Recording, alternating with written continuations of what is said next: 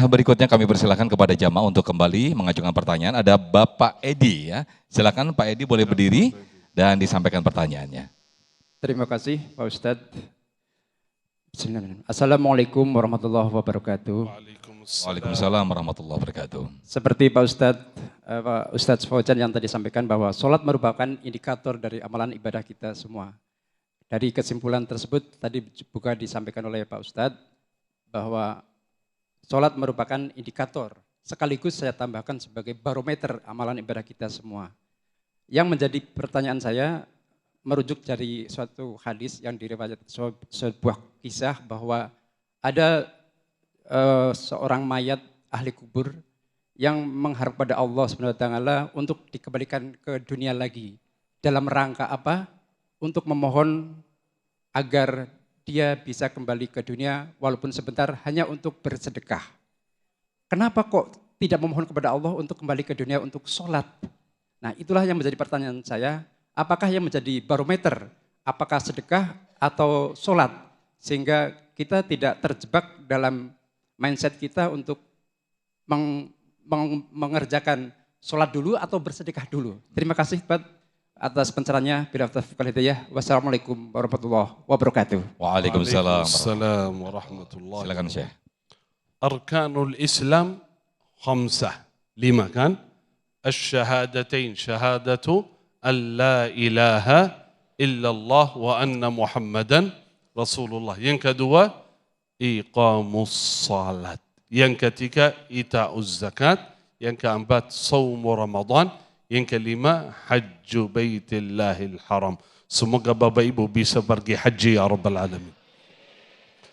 Berarti terutama salat. Terus mengenai ayat yang disebutkan, seorang mayit dia berharap memohon kepada Allah kembali lagi ke dunia untuk bersedekah. Itu ayat menunjukkan keutamaan kepentingan sedekah. Tapi ada ayat-ayat yang lain, la'alli a'malu salihan. Ya Allah kembalikan aku ke dunia untuk beramal salih secara umumnya.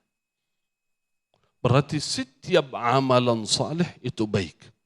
Khususnya terutama salat dan sedekah. Ini dua amalan luar biasa. Karena itu ada dalam beberapa ayat. Suratul Baqarah di awal yang kita hafal biasanya baca. Alif Lam Mim. Dzalikal kitabu la raiba fihi hudan lil muttaqin. Alladzina yu'minuna bil ghaibi wa yuqimuna as-salata wa mimma razaqnahum yunfiqun. Mereka beriman kepada Allah Subhanahu wa taala dengan ghaib, mendirikan salat, bersedekah atau infak. Bukan artinya orang yang infak luar biasa dermawan tetapi enggak salat itu orang yang baik, miskin. Salah. Dua-duanya perintah Allah yang wajib kita laksanakan. Gak boleh kita milih salah satunya. Khususnya salat. Kalau salat wajib bagi seluruh manusia melaksanakannya. Belum bisa berdiri, silakan duduk. Belum bisa duduk, sakit parah, berbaring. Gak boleh tinggalkan salat.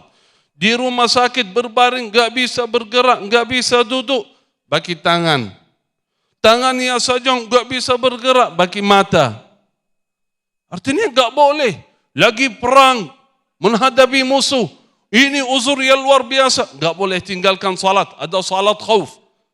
Itu artinya salat itu sangat penting sekali. Tapi kalau infak, enggak punya harta, enggak masalah.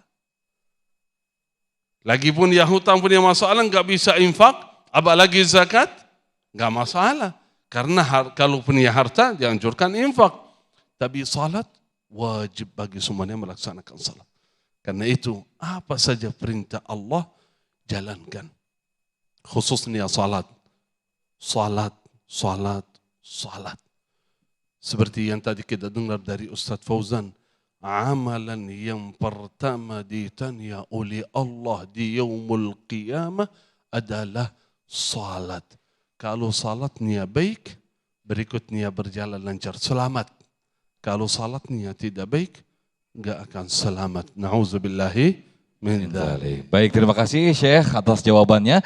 Kita akan masuk di segmen berikut pemirsa. Sejumlah pertanyaan yang sudah masuk lewat kolom komentar di Instagram kami @damaiindonesiaku_TV1. Nanti akan kami bacakan satu persatu dan insya Allah nanti akan dijawab oleh guru-guru kami. Tetaplah dalam Damai Indonesiaku.